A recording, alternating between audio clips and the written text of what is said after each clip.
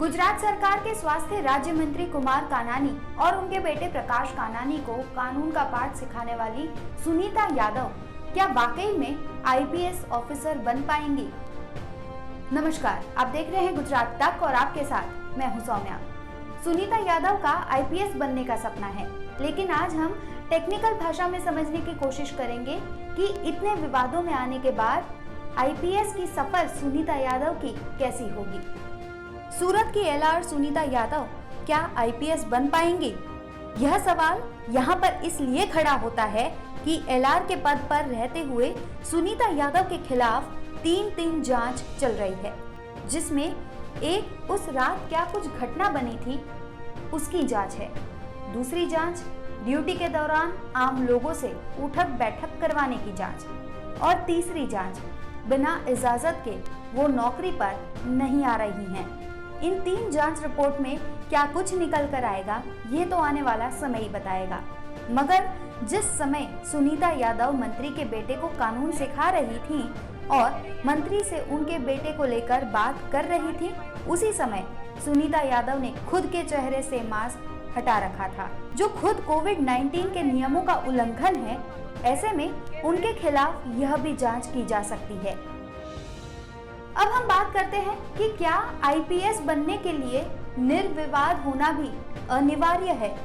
Social media पर और media में सुनीता यादव भले ही सिंघम लेडी बन गई हो, लेकिन आईपीएस बनने के लिए उनकी राह इतनी आसान नहीं है। आईपीएस की परीक्षा को पास करने के लिए व्यक्ति का चरित्र यानी कि कोड ऑफ कंडक्ट प्रमाण पत्र भी जरूरी होता है। ऐसे कई सवाल हैं जो सुनीता यादव के आईपीएस बनने की राह में रोड़ा बन सकता है। तो मुझे आईपीएस बनना था। आईपीएस जब कैसे बनते हैं, क्या होता है, उसकी प्रोसेस जब मुझे पता चली तब तक ऑलमोस्ट मेरी कॉलेज कंप्लीट होने आई। तो मैं जो तैयारी कर रही थी उसमें तैयारी करते करते हम जिस एकेडमी में स्टडी के लिए जाते हैं, उस एकेडमी के जो साहब लोग हैं उन्होंने हमें बताया कि कोई भी एग्जाम आए आप उसे एग्जाम दो, ताकि आपको पता चले कि आपके पास जो नॉलेज है वो किस लेवल तक का आया है, ताकि आपको पता चले आपको कितनी और रीडिंग करनी है, कितनी और तैयारी करनी है। तो मैंने एलआर की एग्जाम दे रखी थी। अभी सोशली कोई एक ऐसी सिचुएशन आती है कि मुझे ना चाहते हुए भी एलआर ऑफिसर की रैंक पे मुझे जाना पड़ रहा होता है, तो मैं एलआर की तरह जाती हूँ। क्योंकि उस टाइम मेरी सोच ऐसी होती है कि भाई जो मैन पावर है वो खाकी में है। मुझे उस टाइम नहीं पता था कि रैंक में पावर है। ये तो जो घटना घटी उसके बाद मुझे पता चला कि जो पावर है वो खाकी में तो है ही, साथ में रैंक में उसमें से ज्यादा है। तो मैं बस एक कदम पीछे ले रही हूँ, मुझे तैयारी करनी है, आईपीएस ऑफिसर बनना है। इसे हम थोड़ा सा सरल भाषा में अब समझते हैं। यूपीएससी की परीक्षाएं क्लियर करने के बाद अगर सुनीता यादव पर यदि केस के ऑफेंस कन्विक्शन का आरोप सिद्ध होता है तो ये आईपीएस बनने के सपने में रोड़ा बन सकता है।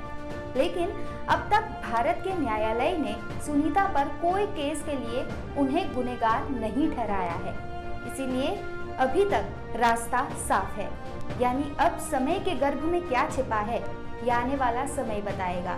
यानी अब तक की बात पर इतना तय है कि यदि सुनीता यादव मेहनत करती हैं और आईपीएस बनने की ओर आगे बढ़ती हैं, जब तक उनके खिलाफ कोई गुनाह नहीं है तब तक उनकी राह काफी आसान है। संजय सिंह राठौड़ के साथ सौम्या सिंह की रिपोर्ट, गुजरात तक।